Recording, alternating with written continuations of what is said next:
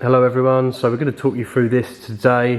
What you can see here is the Hurricane. It's going to be another 23 foot. This one's going to the Netherlands. We've done the gel coat and put in the first layer. So this customer has requested a splice in it. So as you can see on the sides here, we've got an Admiralty grey top band with the white on the bottom. So we go in with 2 coats of gel coat to start. So it's always 2 coats. It gives you a bit of wiggle room. Gel coat, when it goes in, can be relatively thin, so you know we just want to get a nice heavy coat in there so you've got enough room to work with.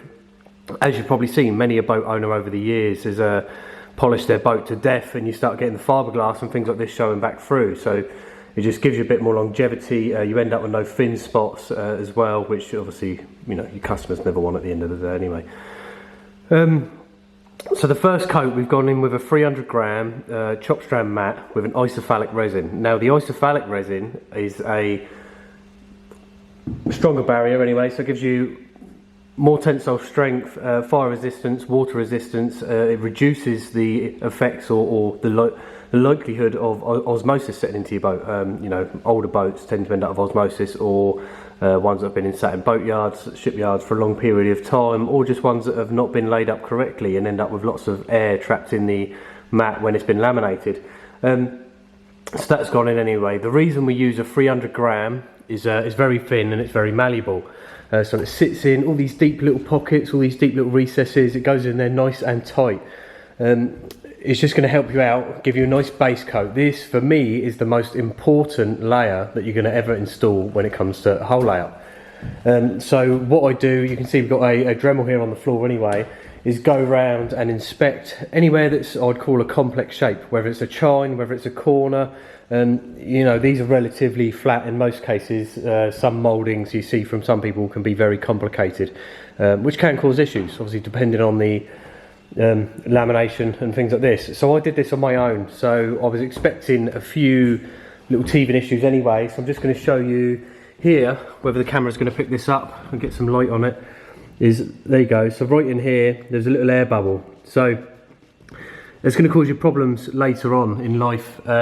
When you pull this out of the mould, obviously there's no structure behind it, so it'll likely pop. So what I do is go around, inspect everything. If there's any bubbles, use something like a Dremel with a tungsten tip, because it's the only thing that's going to last for you when you're working with fiberglass anyway, and just dig it out. And then that way you can just put some fresh resin in there, a little bit of matte over the top, just to seal it again. And then that way when you pull it out of the mould, the gel coat's still intact currently, still intact in the chines on the side of the hull, that you're not going to have to repair.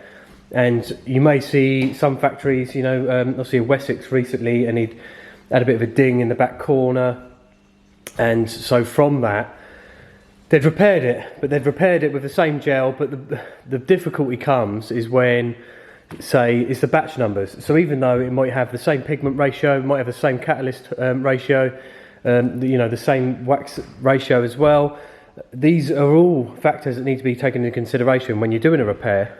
So going back to this is why I spend the extra time now to go over this, make sure it is as good as I need it to be, so that I don't, you know, it's going to save you trouble later, because the last thing you want to do is cause yourself aggro down the line.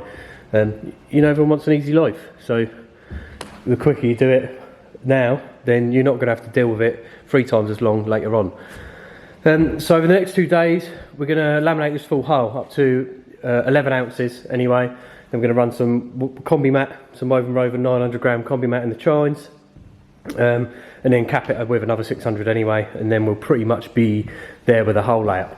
We've already made the bulkheads, the cabin's in progress as well, so we're just getting through all this, and hopefully just going to steamroll through this afterwards, just to make sure that this is all sorted for the customer.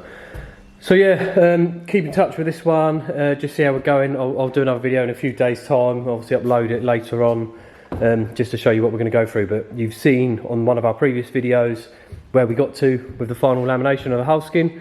It's just you haven't seen this yet, so just wanted to talk you through, you know, the prior step to ending up with a hull laminated like we've got next to us here. Okay, well thanks very much then, bye.